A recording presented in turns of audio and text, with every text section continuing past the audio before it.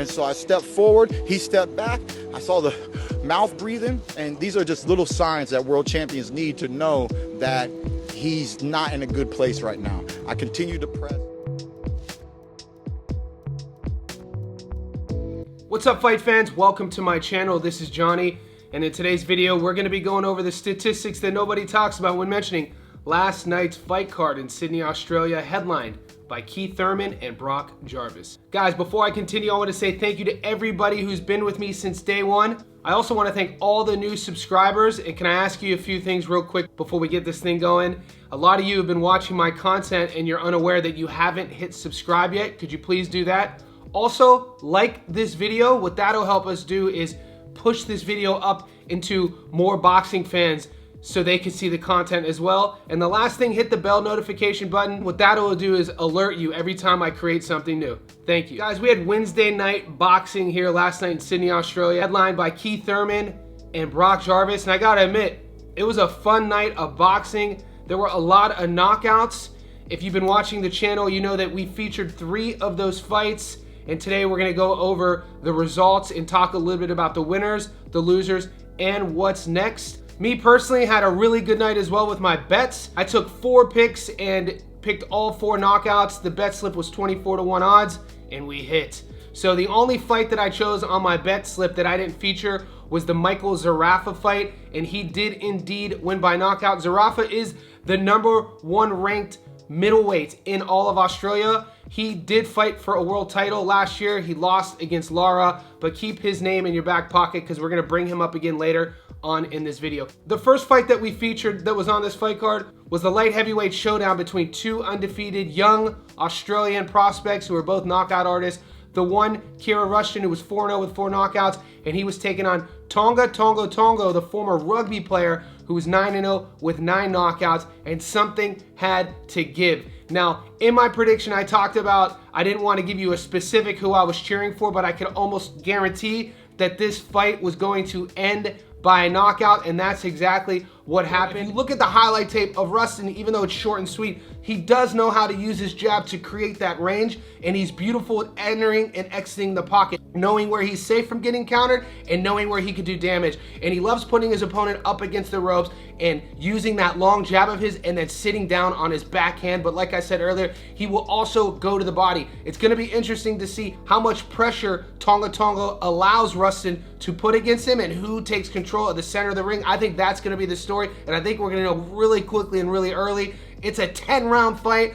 All I'm going to tell you, out of my respect for both young guys, I'm not going to give you my prediction on who's going to win, but I will predict this, and maybe this is the easy way out. I don't predict it going 10 rounds. Earlier in the day before the fights came on, a couple people from our Facebook group were asking me, Johnny, who do you like in this fight? So I told them, I said, I like Ruston, and here's why. And I laid out all the things. Now, Tonga, former rugby player, power, explosivity, think of all the variables that one would have to be a successful rugby athlete that would carry over in the boxing ring. Now, all of that's fine and dandy, except he was taking on a kid who had close to 60 amateur fights in Ruston. Even though Ruston only had 4 pro fights and Tonga had 9, I was siding with Ruston because of his amateur pedigree, because of all of the lessons learned in those 60 fights. Look, you could be a big puncher, you could be as tough as nails, but the thing you can't be when you're learning the sport of boxing is experienced. You cannot rush the little things.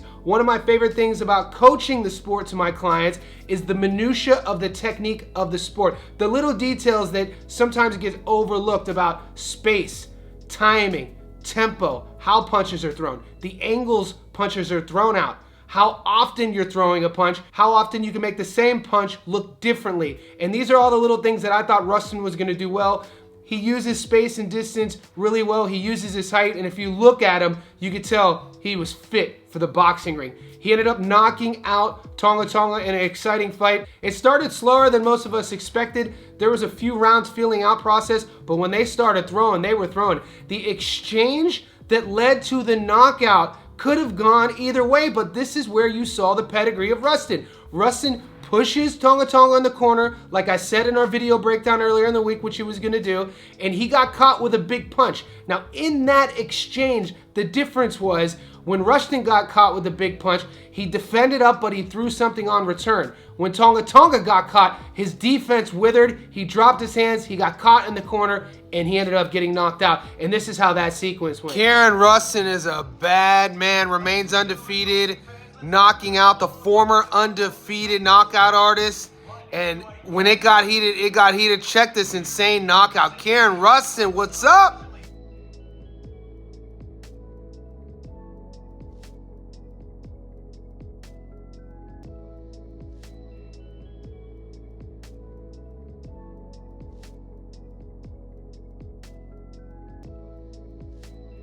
Tonga should keep his head up. He's only 26 years old. It is his first defeat, but he's going to take a lot from this defeat because it's technical things that he could fix. There's flaws in his seasoning in terms of his style that he could fix. So I still expect good things from him. When I'm thinking about Kieran Ruston, what's next for him, if you look at the rankings at light heavyweight throughout Australia, I wouldn't want to rush him yet to go stateside. I want him to stay in the country. There's also another light heavyweight. The only other guy in Australia who's ranked higher than him with a bigger name than him is Paulo Cuso. So in my opinion, my humble opinion, if anyone's listening who's making these fights, I think that would be a banger. I think Ruston's ready for that. And if you know anything about Cuso, you know that kid could fight. Moving forward to the next fight that we featured, Matteo Tapia was taking on the Russian Jake Paul, Sergey Vorobev. These guys were former training partners at Bondi Boxing Club with Tony Del Vecchio. We know that Tapia moved his life and his camp to Florida, and we know that Vorobev was a 154 coming up to 160 to fight Tapia. They had history, there was some vitriol, but it seemed like it was still professional. But the thing that I gotta say about this fight, this one started on fire. I was shocked to see Vorobev's game plan go out there, make Matteo uncomfortable initially in the early rounds, and you got to think he was trying to get him out of there. Now, what Vorobev didn't have was a plan B. Tapia did look uncomfortable for a few of those early rounds. He looked hesitant. He was trying to figure out Vorobev, and this is where you got to start talking about experience. Tapia has now improved his record to 18-0. He's ranked in the top 15 in the world, if not higher, by this morning. And you can see the list of opponents that he's had in that ring experience really showed in that fight last night. He didn't panic. He got clipped once or twice, looked a bit staggered maybe in the second or third with a punch that was behind the ear, but nothing panicked him. We saw him overcome adversity in his last fight in which he drew. He got dropped a couple times. There's so many lessons that are learned in the ring when you either get dropped or through a loss or through a draw, in this case with Tapia, that he took into his next fight, which allowed him to get the knockout. It was a gorgeous one-punch knockout, and in my opinion, will be a candidate for early knockout of the year. Have a look at that sequence. It was fun while it lasted, but when Matteo Tapia chose to show his class, he ends the night with one punch. Knockout of the year candidate, boom! And starches Vorobev.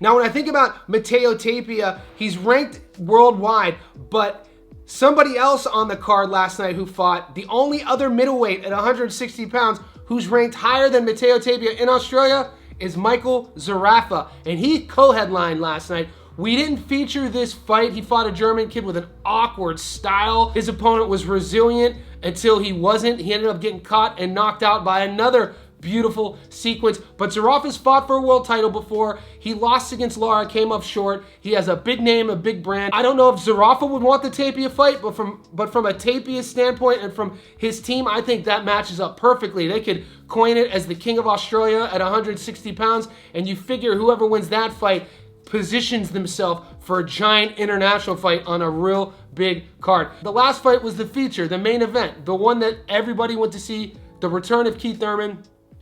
Only had a handful of fights since 2019. We last saw him fight Barrios. It had been 3 years since he had stepped in the ring. It had been 6 years since he fought Manny Pacquiao. We know Brock Jarvis, everything that comes with him. He was at once a prospect who got knocked out against Liam Perro. It's been in the media all week about his on-again, off-again relationship with Hall of Fame Australian fighter Jeff Fennick. And he gets into the ring, and when this fight started, Nobody knew what to expect from Thurman. The first round couldn't have gone any better for Brock Jarvis. He brought the fight to Keith, kind of made him look uncomfortable. I don't want to say Keith was gun shy early on, but he was computing. He was figuring out, all right, what do I have to deal with? How many rounds could this young kid go like this for? And as the second round passed, you started seeing Keith settle down, settle in, and you could kind of get the gist that the end was near. And just like a good old-fashioned throwback fighter, we got to see the clocks rewind, and we got to see a former world champion show us and do what the fans came there to see, and that was him put on a show in a spectacular knockout sequence that you'll see here. Holy blank. Did Keith Thurman ever really leave us? He looked great tonight. Starches Brock Jarvis. Kudos to Brock. He was game. He was up for a fight. But Keith Thurman's class was too much. Jesus.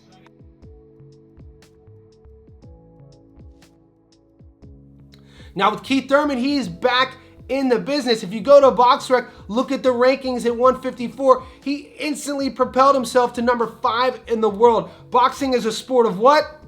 I say it all the time here. What have you done for me lately? Keith Thurman is just coming off of a main event knockout. His first knockout since 2015, over 3,500 days, when he knocked out Luis Colazzo. So this is big news for Thurman, big news for his fans, and I think it's great for us boxing fans. It's great for the sport. I think he really has a lot of opportunities, but the one fight that you got to think that makes most sense is the Tim Tszyu fight. Now, Tim has to take care of business in a few weeks in Newcastle, Australia, against another American, Joey Spencer, who's coming down to Australia to disrupt all of the plans. Now, only time will tell. The 3 fights that we featured, let me know in the comments section below.